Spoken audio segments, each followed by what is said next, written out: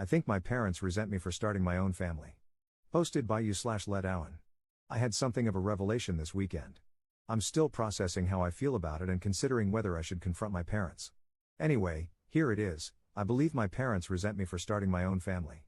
I, 40M, come from a big family. I'm the second oldest of 9 kids. My older sister, Jane, is just a year older than me. There is a 6-year gap between me and the next sibling, then my mom had a child every 2 to 3 years. Since Jane and I were the oldest, we always helped with the younger kids and the chores around the house. In fact, it was common for my parents and other adults to refer to us as Jane and Op and the kids. It was like Jane and I weren't considered children, we were more like 2 other adults living in the house. We were homeschooled, so we were home all the time. Part of my job was to wake up, make breakfast for the kids, and get them started with their school or activities before I started my own schoolwork. Jane would sleep in because she was more of a night owl, and it was her job to help at night with the baby, because there was always a baby. Jane and I did most of the chores around the house. We took turns either cleaning the kitchen or doing the laundry, of which there was a lot. I did all the guy stuff, like mowing the yard and taking out the trash. As I got older, I would delegate some of these chores to my younger brothers, but it was still my responsibility to make sure they got done. Once I was old enough to drive, I would run errands and take the kids everywhere. I can't tell you how many times I took the kids to things like playdates or doctor's appointments. I often tucked the kids into bed and told them stories. To me, these things were just normal, but looking back, I was more like a second dad to the kids than a brother. Jane and I did have a lot of freedom as teenagers to go out with our friends, as long as the chores were done. We didn't have cell phones back then. If we wanted to go out, we would just tell our parents, and they didn't care as long as we were back by the next morning. I moved out when I was 20, but I still spent a lot of time at my parents' house, and one of my younger siblings was almost always at my house. One brother, JJ, pretty much lived with me from the age of 14 because he and our mom didn't get along. When JJ was 17, he got in a wreck and called me instead of calling Dad, because I was the one who handled those kinds of things. During all this time, my parents always talked about how important it was for Jane and me to help with the kids because they were so busy with their ministry. I can't count how many times I had to drop what I was doing to take care of something because Mom or Dad was counseling someone. Sorry, I feel like I'm rambling. I hope I've painted an accurate picture of my childhood. Let's move on. I hadn't really dated much, but when I was 25, I met and started dating Anne. We fell in love fast and got married less than a year later. My younger siblings love Anne. She's a great cook and hostess. Our house became the hangout spot. My younger siblings started calling her Mama Anne, something they still do to this day. We've now been married 15 years and have 2 kids of our own. My mom and Jane did not like Anne. Jane and Anne get along okay now, but Anne and my mom do not have a good relationship. I never understood why, but I think I've finally figured out it's because they see Anne as having taken me away. As Anne and I focused on our relationship and started a family, I spent less and less time doing things for my parents. My dad liked Anne at first, but over the past few years, their relationship has soured. Throughout the years, my dad has made comments to me about keeping up my responsibilities. One time, he called me about one of the younger kids, who had gotten in a fight with my mom, and said, "You better get your brother and change his attitude. It's not okay how he treated your mom, and you are going to make him apologize." A few years ago, Anne and I set some boundaries with my parents, telling them we were not going to raise or discipline their kids. Our home is always open to my siblings, but we no longer let my parents try to use us to straighten them up. My parents have not taken this well.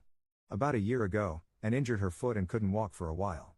Just as she was getting better, I was diagnosed with kidney disease, which then turned into kidney failure. I've had several surgeries, with another one coming in a few weeks. It's been a rough year. During this time, my parents have not only refused to help, but they've also actively made things harder for us. Things like promising to help with our kids but then canceling at the last minute, usually because something ministry-related came up. Recently, my sister-in-law, who lives in another state, had a baby, and my mom has been staying with her and helping for the past 6 weeks. My sister-in-law has said that Mom is a godsend and is so wonderful. My dad has gone to help every weekend. This hurts me because my mom wouldn't give us a single night to help with our youngest when he was born. Anyway, I'm sorry this post has turned out longer than I thought it would. I needed to get some of this off my chest. This weekend, I was talking to another sister and telling her how I don't understand why Mom and Dad don't treat me like they do the rest of the kids, even Jane. It's like I'm not one of their children. And it just kind of hit me that they resent me for getting married, starting my own family, and leaving them to raise their own kids.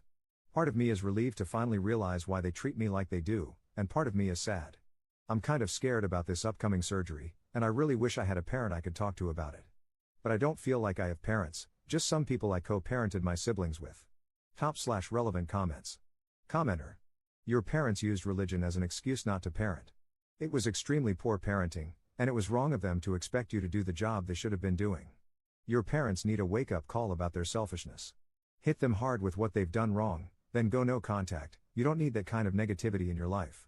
Ops response. That's hard to hear, but you might be right. Commenter 2. Your parents seem so absent from your life. I am so sorry that has happened to you. Take this time to focus on your real family, your wife and kids. That should be your priority now that your folks have revealed themselves for who they really are. Parentification is a type of abuse and neglect, and you've certainly suffered from it. Ops response. Absent from my life is a very good way to put it. Even though I see them frequently, they have no idea what is actually going on with me. When I had my first surgery last year, my mom told people, Op is having a surgery and has to do treatments for a few weeks, then he will be all better. I had to call her and say, Mom, stop telling people that. The surgery is to have a port installed in my body so I can do treatments which I have to do for the rest of my life. I will not be all better in a few weeks. Even with that, she is completely checked out. But at least she gets to be grandmother of the year for my brother and sister-in-law. Commenter 3. Is it possible your mom is a narcissist and actually resents the attention you would have from being sick? Or maybe she is an idiot. Those seem like the only two options to me. I am so sorry you are dealing with this. Hopefully, some of your younger siblings can help you in the future. Ops response. Yes, she is a narcissist. I think she is purposely in denial about my illness because then she would have to admit that she is not helping her sick child. The younger siblings who live close have helped a lot, and the ones that don't live close have still helped with moral support. Update 2 days later. I spoke with my wife, Anne, about it last night. I said something along the lines of, I've realized that my parents resent me for starting my own family and not helping them as much, and that is why they treat me so differently. And I think you've been trying to gently tell me this for years, but I was too dense to get it. We were sitting in bed at the time, and she leaned over, patted me on the head, and said, You are so pretty. I laughed for like 10 minutes, it was a great emotional release. A lot of you said she sounds wonderful, and she really is. I just can't express how much I love her. About Jane, my older sister, Jane did get married and start a family about 2 years after I did. Jane and I had a falling out and didn't speak for several years, but we're okay now, just not very close. Our falling out was more about religion than anything. She is very religious, like my parents, while I am not. I am religious, and we attend church, but it's not our whole life like it is for my parents and Jane. Younger siblings, the youngest is 22, so they are all adults now. The second youngest passed away several years ago, so there are 8 of us now. I am very close with all my younger siblings. They still come to hang out at my house all the time, and they are all great aunts and uncles to my kids. All of them, including Jane, are upset with how my parents treated me this past year. Help with my kids. While I am disappointed in my parents for not helping, I do not need their help. Anne and I have close friends, plus we both have siblings who help. Anne's parents live far away, but they help when they can. We really are okay and feel very blessed and loved with all the help we have received. Therapy, part of my kidney treatment plan includes access to a therapist, and I love her. She has been great in helping me learn to live with an illness. I'm not sure if she is the right person to speak with about my parents, but I will ask her and see if she can refer someone if not. I will wait until after my surgery to bring this up, as I need to just focus on that right now. Setting boundaries. When I say my parents won't help, it's not that they say they won't help, it's that they offer to help and then either bail at the last minute or change the plan so much that it causes Anne and me a lot of stress. A few months ago, Anne was sick, and my mother offered to pick our kids up from school. It's a long story, but she kept changing things and making it very complicated. My youngest ended up being left alone for a little while, and he got scared. After that, I had a harsh talk with my parents and told them how disappointed I was in them and how I needed to focus on my health, but they were making things worse. I told them they are not allowed to take my kids anywhere, they are not allowed to just drop by my house, and, in fact, they are not even allowed to offer to help, because my mom doesn't take no for an answer and will nag until she wears me down. My parents were mad about this, but all 7 of my siblings took my side and rallied around me, so my parents have respected that so far. Going no contact. A lot of people recommended going no contact. I don't want that. I still love my parents, even though they have not been great parents. My kids love them too, and I don't want to take that away. They are good grandparents, when they show up. I don't think my parents are awful people, I think they had this vision of having a big family and a big ministry, and they just didn't realize the responsibilities they put on Jane and me. I have spoken to them in the past and expressed how it was messed up that they put so much on us as kids, and they have apologized. Putting my parents on blast at their church, several people recommended going to their church and telling people how they have treated me. You don't understand this church, they would praise my parents for putting God and the ministry above everything else. These super religious people are crazy. I guess that's it for now. My surgery is in less than 2 weeks, so I'm going to focus on that. I'm going to put this thing with my parents on the back burner and later decide what, if anything, I'm going to do. Thanks again to everyone for your comments, it has really helped me work through some feelings. Top/relevant comments. Commenter. I'm going to say something you should repeat to your therapist. Having part-time good parents means they were all the time bad parents. Now, just repeat that to your therapist, and they will understand. Let me explain. If you're a parent, you don't get time off or get to turn it off just because it's inconvenient. Think about your own life. You have a serious illness. Have you ever slacked off in your care of your kids? Probably not.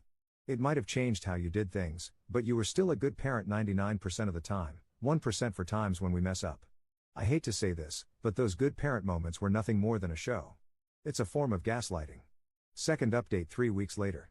Thanks to everyone who reached out and wished me a speedy recovery. My surgery was last week, and it's going better than expected. All the surgeries and treatments over the past year felt like they were just keeping me alive, but with this surgery, a kidney transplant, I feel like I'm working towards getting my normal life back. It's been hard and painful, but I was expecting it to be worse, so I can't complain at all. Anne is always telling me that she doesn't get enough credit for being funny, so the fact that so many of you laughed when she told me I was pretty has made her happy. She said, "I like these Reddit people." This whole post started because I was having a conversation with one of my sisters, I'll call her Six, since I can't keep making up names. Plus, she's following this thread and will hate that I'm calling her that. Six had a fight with our parents, and I was sharing with her that Anne and I had recently set strong boundaries with them and encouraged her to do the same. So, she did, and they didn't take it well. This led to several conversations with different siblings, and both 5 and 9 also decided to set some boundaries. It has also led to other siblings deciding to confront our parents about how they've treated me this past year while I've been sick. Jane, the oldest, called me the day before my surgery to check on me, and we ended up talking about our childhood. We haven't been close for a number of years, but I feel like we bonded on this call. It was interesting talking to her as an adult and reliving some things. She's been in therapy for a few years, and she said sometimes she'll be talking, and her therapist will stop her and say, "Jane, you just casually rolled through some messed up stuff. We need to stop and unpack this." For a long time, I blamed her for the way she treated me when we were younger, but now I'm beginning to understand that she was also just a kid trying to cope. I have a lot more grace for her now. We've been texting a lot over the past few weeks. My parents did visit after the surgery, but we didn't talk about any family drama. My siblings have said they're not taking these new boundaries well at all.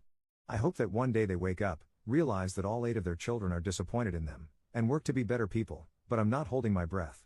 It seems they're placing all the blame like they normally do. This is just an attack by the devil. Anne and I decided that, moving forward, we're going to continue low contact with strong boundaries. With such a large family, going no contact would be hard and create a lot of awkward situations where we'd still have to see them. We've also talked to our kids, and they've both expressed that they want to have a relationship with their grandparents. While I don't expect my parents to change, I do believe they'll respect our boundaries. My attitude toward them has also changed. I no longer feel like I owe them anything. We'll continue a relationship with them because it's what's best for my family, not because they deserve it. Lastly, I received a recommendation for a family therapist, and I have an appointment scheduled for next month. Third update 2 years later. I have tried a bunch of times to write an update, but I end up either not being able to find the words or I ramble for 10 pages, mostly about my health. I'm just going to push through, and I hope this makes sense. Shortly after my first post, I had a kidney transplant, May of 2023. Recovering has been the main focus of my life, but it is not the point of this update, so I'll try to keep this part brief. Things were great just after the transplant, and I recovered much quicker than anticipated. Then I got a stupid virus that caused some minor setbacks. That ended up leading to a bigger setback, and my body began to reject the new kidney. It was not a fun time, and I spent the holidays last year, 2024, in and out of the hospital undergoing various treatments. While the treatments were tough, they did their job. My body is now showing no signs of rejection, and the virus is under control. Maintaining my health and new kidney will be a lifelong journey, but right now everything is stable, and I'm feeling better than I have since before I started getting sick in 2023. I had talked about how my older sister, Jane, and I didn't speak for years, and when we finally did, we kept our distance. She had reached out after I made my first post, and I was starting to work through some things, and we talked about how we were raised. We had both recently learned the term parentification, and we talked about that. We trauma bonded, another term I had recently learned, and started talking more. Her family ended up coming to town late in 2023 and stayed for a few weeks, and we really got a chance to talk and connect. I had judged her harshly for things she had done during our childhood, but came to realize she was just a kid who was under a lot of pressure, Forced to raise a bunch of kids, and she was desperate to have some control in her life, and it just happened to be me. There were lots of tears and apologies on both sides because I was not always kind to her either. We have become closer than we ever have been and talk a couple of times a month. My family is going to visit her family this summer. Our kids are excited, as they have become close as well. I'm not sure how to tackle this next part about my parents. My first post was prompted because some drama with my parents and several siblings had come to a head, including how my parents had not been helpful while I was dealing with my kidney issues. We all banded together and set strong boundaries with our parents, which they did not take well at first. Someone said, "It sounds like you and your siblings are bullying your parents into being better people, and that might be the best way to describe what happened." Just before my surgery, I had a very blunt conversation with my parents. I had prepared for it and written out key points I wanted to say. I was not angry when we spoke and just clearly laid out several examples of how they had not only failed to help but had made things harder for my family while I was sick. I basically told them I did not need or want their help because I could not trust them. Something about that, and my siblings all coming together, seemed to make something click with my dad. He didn't say much at the time, but he also didn't defend himself or try to shift the blame. Over the next few months, they would text about once a week to check in. If we were feeling up to it, I would invite them to stop by, and they did. A few times they offered to drop off a meal, and we accepted. The few times I was not feeling up to it, they did not push. This was all part of the boundaries I had set, and they respected it. A lot of things started changing over that year. Honestly, I think someone showed them my post, my siblings all knew about it, and I think everyone in the comments calling them out had an effect. So thanks to everyone for that. They quit their church, which was a shocker to all of us. Mom called several siblings and asked for specific examples of how she had let them down, and actually listened and didn't defend or deflect. The last of the younger siblings moved out on their own, and that really changed the dynamic of their relationship.